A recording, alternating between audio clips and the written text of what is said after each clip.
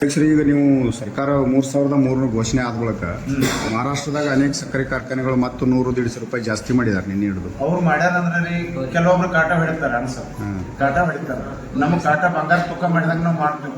ಈಗ ನೀವು ಇಲ್ಲೇ ನೀವು ನಿಮ್ಮ ಪತ್ರಕರ್ತರಿಗೆ ನಿಮಗೆ ನಾವು ಹೇಳ್ತೀವಿ, ಬೇಕಾದ್ರೆ ನಾವೊಂದು ಗಾಡಿ ತೂಕ ಮಾಡೋದು ಬೇರೆ ಫ್ಯಾಕ್ಟ್ರಿ ಕಳಿಸಿ ಕಿಸಿಂದ ಅವ್ರದ್ದು ವ್ಯತ್ಯಾಸ ನೋಡ್ರಿ, ನಮಗೂ ವ್ಯತ್ಯಾಸ ನೋಡ್ರಿ. ಈಗ ಬೇಕಾದ್ರೆ ಒಂದು ಕ್ವಿಂಟಲ್ ಅಲ್ಲ 10 ಕಿಲೋ ಹೊರಗೆ ಬಂದ್ರೆ ನಾ ಇವತ್ತು ರಾಜೀನಾಮೆ ಕೊಟ್ಟು ಮನೆಗೆ ಹೋಗ್ತೀವಿ. ನಮ್ಮ ಆಡಳಿತ ಮಂಡಳ ನಾವು ಅಗ್ನ ಸಹಿತ ಎಲ್ಲರೂ ಹೋಗ್ತೀವಿ. ನಾವು 10 ಕಿಲೋ ಹೊರಗೆ ಬರಂಗಿಲ್ಲ. ನಾವು ಯಾಕೆ ಬರಂಗಿಲ್ಲ? ರೈತರ ಫ್ಯಾಕ್ಟ್ರಿ ರೈತರಿಗೆ ಮೋಸ ಮಾಡಂಗಿಲ್ಲ ನಾವು. ಯಾಕೆ ರೈತರಿಗೆ ಮೋಸ ಮಾಡಿ ನಾವು ಎಲ್ಲಿ ಹೋಗೋರು? ನಾವು ಒಬ್ಬ ರೈತರ.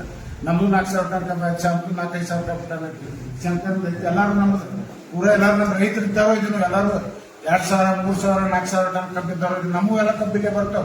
ಮತ್ತೆ ನಮಗೂ ನಾವು ತೂಕ ನಾವು ಮೋಸ ಮಾಡ್ಕೊಳ್ಬೇಕಂದ್ರೆ ಏನು ಹಂಗಿರಂಗಿಲ್ಲ.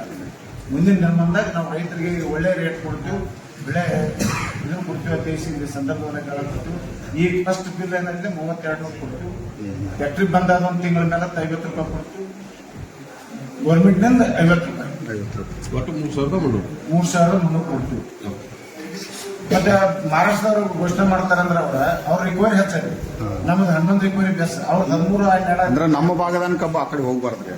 ಆ ಕಡೆ ಹೆಚ್ಚು ಕೊಡ್ತಾರೆ ಅಂತ ಹೇಳಿ ಇಲ್ಲಿ ಕಬ್ಬು ನೋಡ್ರಿ. ನಾವೇ ಬ್ಯಾಡಲ್ದಾಗ ಬರಂಗಿಲ್ಲ, ರೈತರು ಬ್ಯಾಡಲ್ದಾಗ ಬರಂಗಿಲ್ಲ. ಆದ್ರೆ ನಾವು ಈಗ ನಮ್ಗೆ ಹೆಚ್ಚು ಕೊಡೋ ಪರಿಸ್ಥಿತಿ ಇಲ್ಲ.